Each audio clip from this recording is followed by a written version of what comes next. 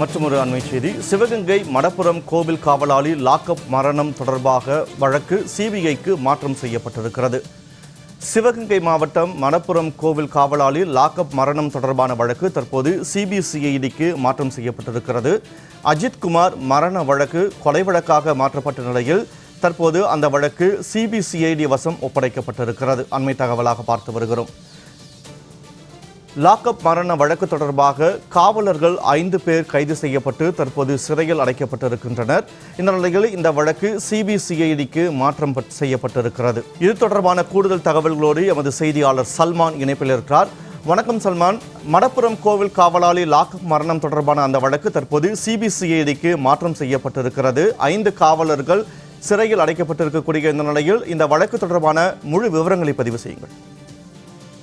சிவகங்கை மாவட்டம் திருப்புவனம் அருகே மடப்புரம் பத்ரகாளியம்மன் கோவிலில் காவலராக பணிபுரிந்த அஜித்குமார் என்ற இளைஞரை நகை கொள்ளை வழக்கு தொடர்பாக விசாரணை நடத்துவதற்காக தனிப்படை காவல்துறையினர் பத்ரகாளியம்மன் கோவில் அருகே இருக்கக்கூடிய உதவி ஆணையர் இந்து அறநிலையத்துறையுடைய உதவி ஆணையர் அலுவலகத்தின் பின்புறம் உள்ள ஷெட்டில் வைத்து கடுமையாக தாக்கியும் துன்புறுத்தியும் விசாரணை நடத்தியதில் அவர் உயிரிழந்திருக்கிறார்.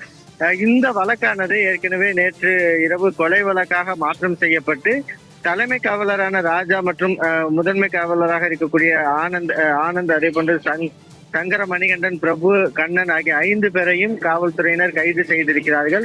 தொடர்ந்து கொலை வழக்காக மாற்றம் செய்யப்பட்ட நிலையிலும் கூட தற்பொழுது இந்த கொலை வழக்கினை சிபிசிஐடி விசாரணை நடத்தப்படும் எனவும் காவல்துறை தரப்பில் அறிவிப்பு வெளியிடப்பட்டிருக்கிறது. ஏற்கனவே இந்த விவகாரத்தை பொறுத்த மட்டிலும் 5 தனிப்படை காவல்துறையினர் கைது செய்யப்பட்டிருக்கக்கூடிய ஒரு சூழலில் இதுபோன்ற ஒரு சாதாரணமான திருட்டு வழக்குக்கு உடனடியாக 24 மணி நேரத்திற்குள் கைது செய்யப்பட்டு அந்த அஜித்குமார் என்ற நபரை உடனடியாக மேஜிஸ்ட்ரேட் முன்பாக ஆஜர்படுத்தாமல் தொடர்ந்து விசாரணை என்ற பெயரில் எதற்காக, யாருடைய அழுத்தத்தின் பெயரில் இதில் எந்தெந்த உயர் அதிகாரிகள் தொடர்பில் இருக்கிறார்கள் என்பது குறித்தான கேள்வியும் எழுந்திருக்கிறது.